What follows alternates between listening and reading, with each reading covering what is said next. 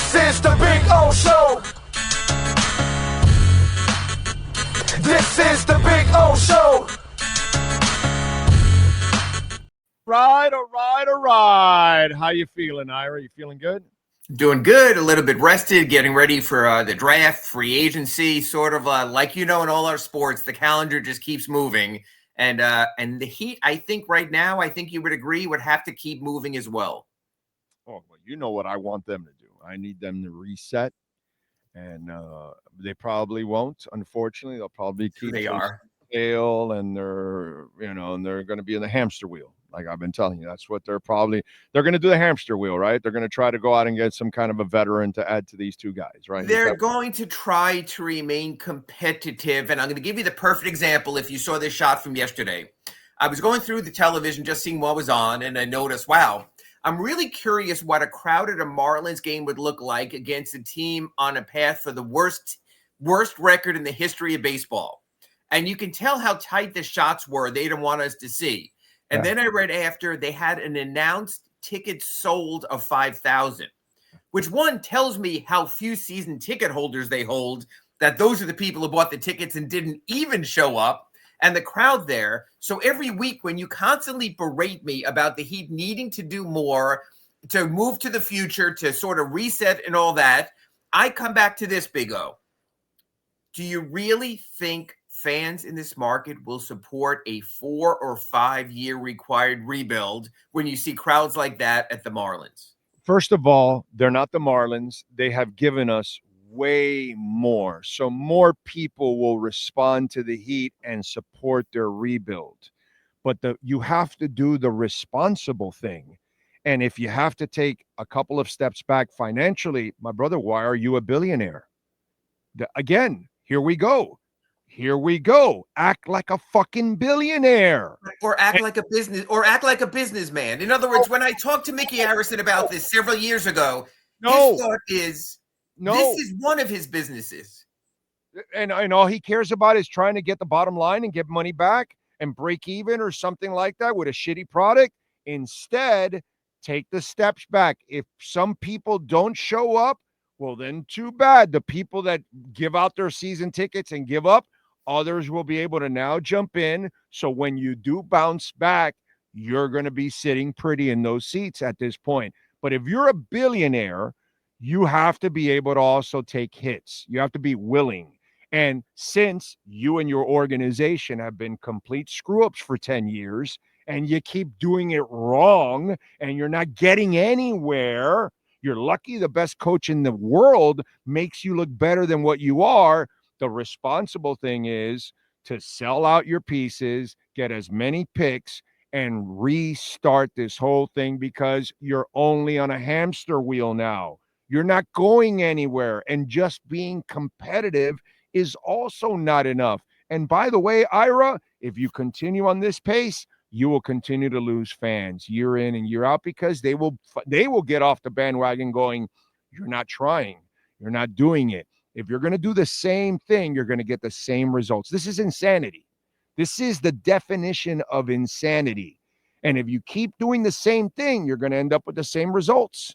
If you don't make the drastic change, you're never going to actually get to that point. How drastic is the question that you and I debate every week here in our accurate Pembroke Pines report? I agree, change is needed. I agree, a shakeup is needed. I'm not an everything guy, because I think an everything guy cuts too much to the core. I will say this. I have come around on trading Bam Adebayo in a scoring league when we're seeing the Thunder and the Pacers in the finals and realizing these 100-point, 95-point Heat games aren't enough. On the other hand, the only thing Thibodeau can coach is defense. What I'm saying is I also would stay with Tyler Hero, because offense matters, and he's a damn good scorer. Now, Big O, wake the F up, and I'm saying this. Will I extend him this season? Will I extend him this season? No, I will wait to see how it plays out. But scoring is hard to find for the Heat. And if you find a scorer who's a big-time scorer, who even in the darkest hours was the lone shining light like he was in Game 2 against Cleveland, I would move in that direction. But Would I move off of Bam Adebayo? I've really come around on that, and I've really changed my tune on that. He is a wonderful complement to a team that is pretty much almost there. We saw that in the Olympics last summer. Right. You put Bam with good players, he becomes an even better player. You put Bam with, no offense, Alec Burks, Andrew Wiggins, players like that, he becomes just another guy.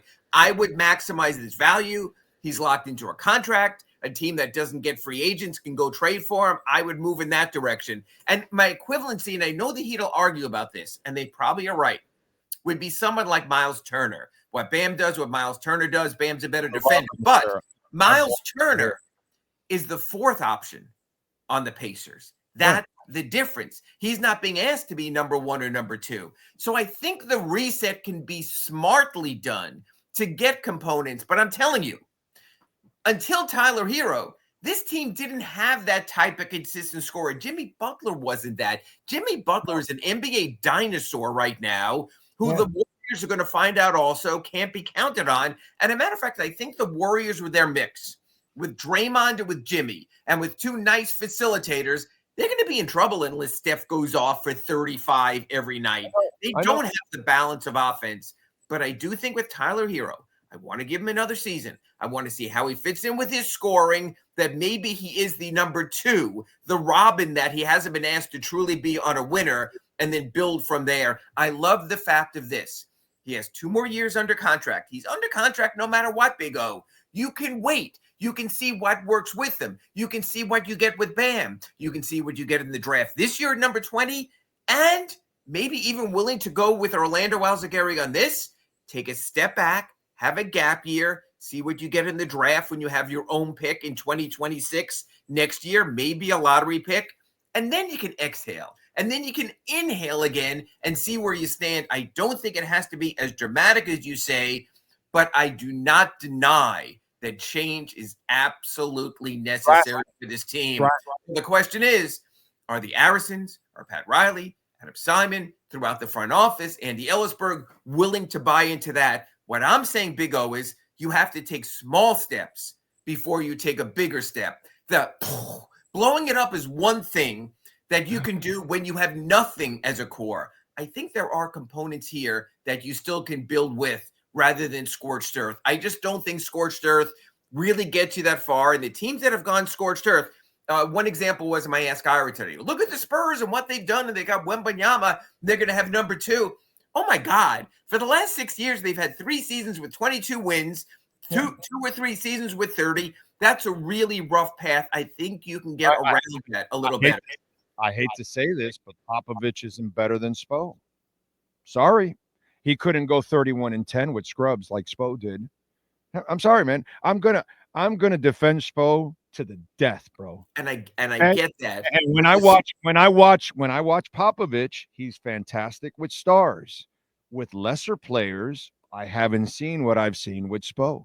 Well, and he's also in a market where he could be willing to lose, because there's not, I don't know if you've ever been to San Antonio. There's not a goddamn other thing to do in San Antonio except every Tex-Mex place on the Riverwalk is the same restaurant. And the Alamo, you get there and you go, wow, this place is tiny. And why didn't they just go to Wendy's across the street? Not much there. Their fan base will support because they don't got a goddamn other thing to do than when Larry Coker was coaching at UT San Antonio. USTA. Right. So except for that, except for what they had, it's a different market. But I do agree.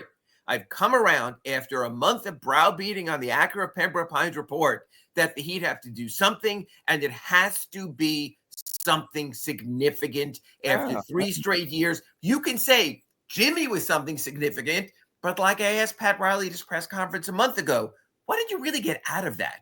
You got Andrew Wiggins, a trade piece. You got Davion Mitchell, a restricted free agent who might or might not stay. You got the number 20 pick in the draft. That wasn't a dramatic move. That was just taking the trash out. That was moving on from a previous, I don't want to say mistake, from a previous era. I think you have a piece in Bam now. You can go out and make a bold move. Love Bam as a person. So do you. Love Bam for what he does, that he gives his all, unlike Jimmy, every single night.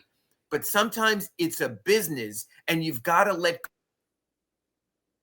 go of the emotional side and move to the business side. Okay. Yeah, no, I'm with you there. Oh, by the way, you failed this test 2 years ago. I'm going to give it to you again now. Carter Verhaeghe or Tyler Hero? I'm still going to stay with Tyler Hero, so I'll probably fail again. Oh, no. Oh, come on. How can you do that? I know Carter Verhaeghe is a big game guy in big moments who gets big goals, and I understand all that. I don't think he ranks in the NHL continuum the way that Tyler does, and I'll even make this case. The Panthers, when you look when you rank the Panthers, 1 through 22, 21, however many they're playing, he doesn't have to be that now because they've got He doesn't have to be. He never has been. That's the reason the Lightning let him go. A couple of years ago, he was one of your leading scorers because you didn't have all these guys. But you got Tkachuk and you brought in other players. When you had Huberdeau and Barkov as your leaders, he was the dog. He was the dog dog behind Barkov. And honestly, at that point, maybe behind Ekblad also. No, my brother. He was the dog. Barkov and Huberdeau were not the dogs. He was the dog in the playoffs that year. Not Barkov or Huberdeau. That's the reason why I was screaming from the top of the mountains, you must dump one of your 2 stars for another star. Go trade Huberdeau. And then they went and traded Huberdeau for Tkachuk. And that's the ingredient that Barkov needed next to him. And I'm there with you. Both guys back then, I said, were goobers. And, Barkov, God bless him, he's kind of a goober. Well, now I'm going to interrupt here. So now Orlando Alzugaray is admitting he's wrong because when the Panthers made the Tkachuk trade, they kept one of their stars in Barkov. They didn't go scorched earth. Ira, you're not listening. You're not listening. I said that you have to trade Huberdeau. You can't trade Barkov because he's a freaking stud, but he's not a leader in the locker room that he'll rattle cages. You gotta go get that mofo. And since Huberdeau's not that guy, go trade Huberdeau. And they went and traded for Tkachuk. My brother, I nailed it. I'm the only guy in town that said fire Talon. I'm the only guy in town that said go trade Huberdeau for a star. I know you don't listen to the show, but I actually nailed the whole thing from the get-go with the Panthers. And what I'm saying is that was a partial move. They didn't blow up the team. They moved a major piece for a major piece. We're not comparing Tyler or Bam to Barkov. But what I'm saying is I think you can do it by moving one of your pieces and keeping at least an anchor piece, whether you think he's a 2, whether you think he's a 3. I just think in today's NBA, I think Tyler Hero's value is increased as much by what's going on overall as Tyler. This has become such a scoring league that you could be toughest minded, hardest working, blah, blah, blah, blah, bull crap culture. You can talk about winning on defense and winning in the mud and winning ugly. The game has changed in the NBA. Yes, the Thunder have great defense. They could score. Yes, the Pacers have gotten better on defense. They can score. They run. I think Tyler's value increases exponentially because how the game has changed. When the Heat first drafted Bam Adebayo in 2017, there were still plenty of teams playing in the mud and winning in the mud. The rules changed. The times changed. The players changed. The coaching around the league changes. You've got to tilt back toward offense. And if I have an offensive player, I would feel more comfortable working around that, working off of that. Not as your mainstay, but working around that, just like moving on from Jimmy, no matter what his attitude was, probably was the right move because Jimmy's style of play is not the ultimate winning style of play in the NBA right now. Look at Jokic and who finished second in the MVP voting and has been right up there. He's not a defensive player, but he's so great offensively that he makes it work in today's game. You need that offense. So I would say, yes, I'll meet you halfway. I think moving on from Bam, God bless him. And you know what? Hell, we'll raise his number to the rafters also. We raise them all anyway. But I think that's where I would start. Yeah, I think you got to trade both guys and get as many picks as possible. And then that way you start teaming up with all your other young guys. And since you can draft now, and who knows, maybe a star does become available and you have all those first round picks. Now you have the chips to play the poker you've never had, because you go into every year with the hope of landing that star, this star, and you just don't have the chips. No, and the rules have changed. And the rules have changed. The rules of free agency have changed. The rules of spending have changed. This is a trade league. The best players on each team in the NBA Finals were acquired in a trade. Halliburton for the Pacers, Shai Gilgeous-Alexander for the Thunder were acquired in trades. It's a trade market right now. It's not dumping your rings on the table. It's not loading up on your cap space like you did for LeBron and Wade. It's making the smart and the prudent moves, and you hope you have the right people to do that. I agree. Yeah. I know, I get it, everybody. Oh, it's not a sexy matchup, all this. All right, Ira, let's a little deeper on here. Sure. The NBA wanted parity. They came up with these aprons, and it's actually genius in the sense that it's going to create parity because they have created the way to eliminate super teams. Agree. Okay. So, but super teams is why we've been watching since the 80s. Totally agree. Totally agree.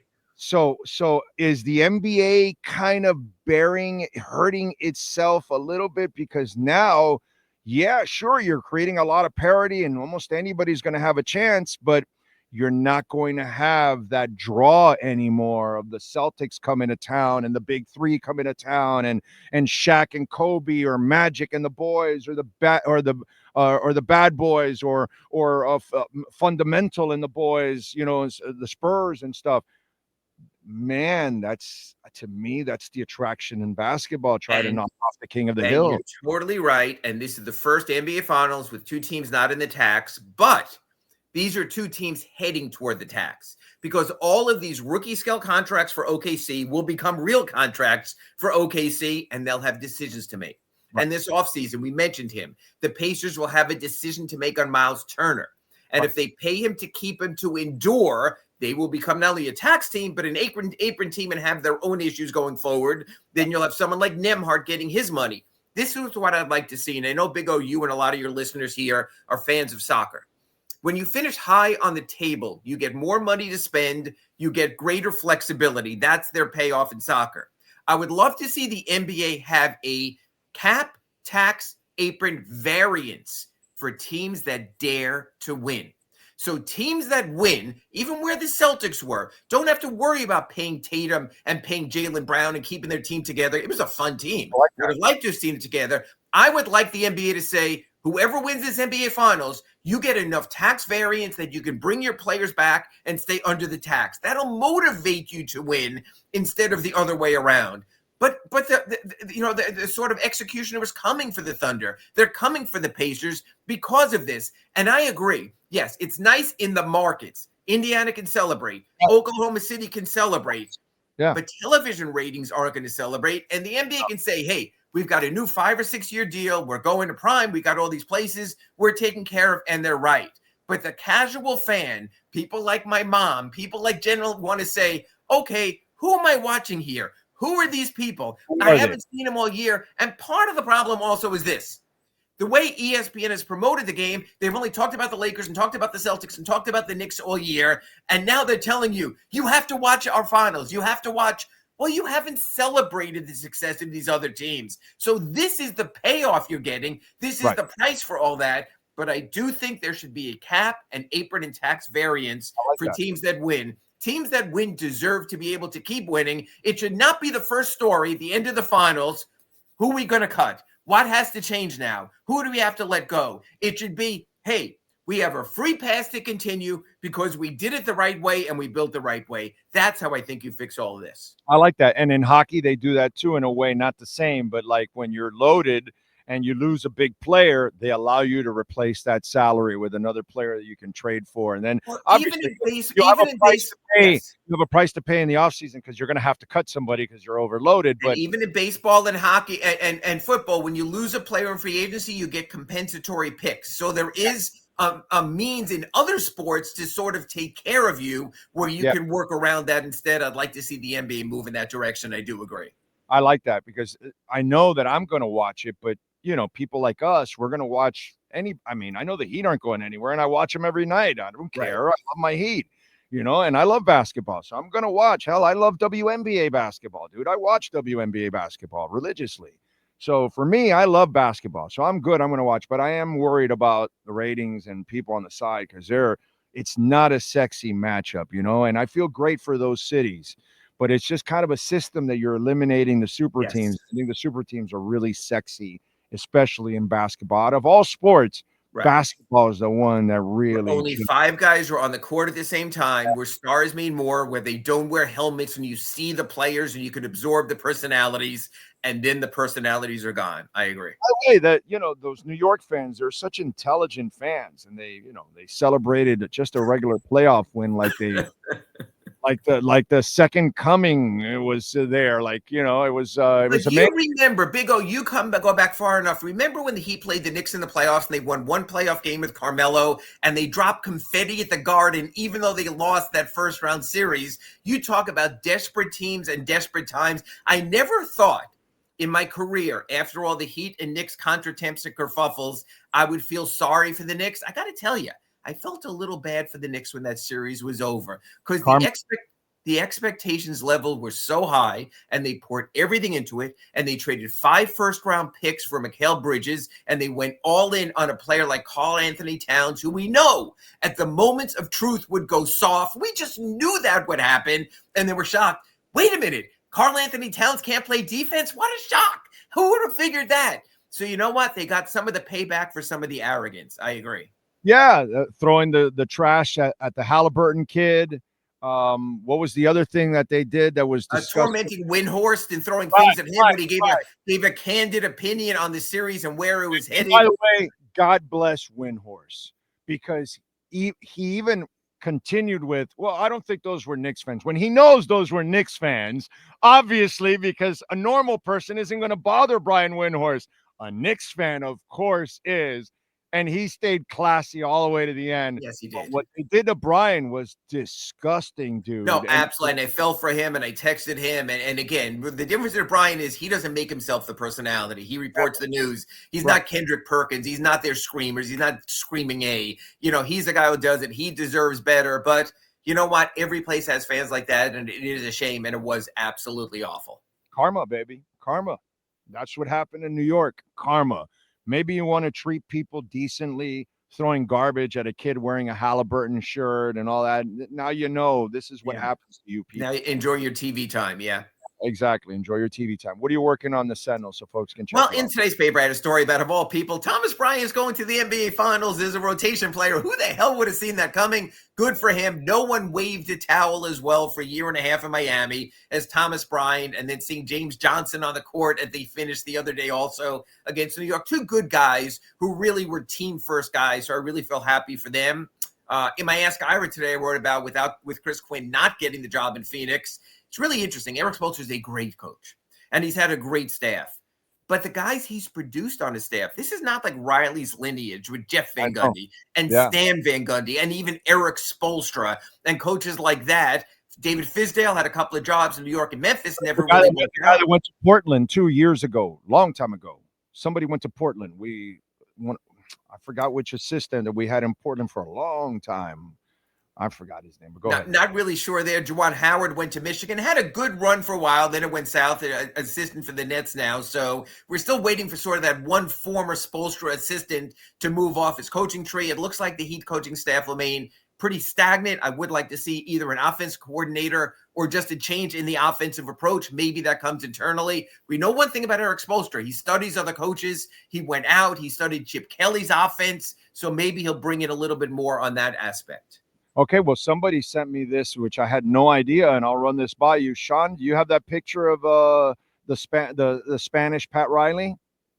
And apparently the Heat are looking at him. Yeah, he was in town visiting, talking about NBA jobs also. But the reporting out of Spain there for the Spanish national coach might not be as strong as reality. I'm not so sure it wasn't. He's negotiating for a deal for Real Madrid right now. So it might have been playing off of it. I do think Erik Spoelstra talked to people in case Chris Quinn left to keep his options open. So it will be interesting to see what's going to happen on the Heat bench. Right now we know is this, because Sid Powell left for a WNBA job and Eric Glass is going to coach the Summer League team. So pretty much copacetic there.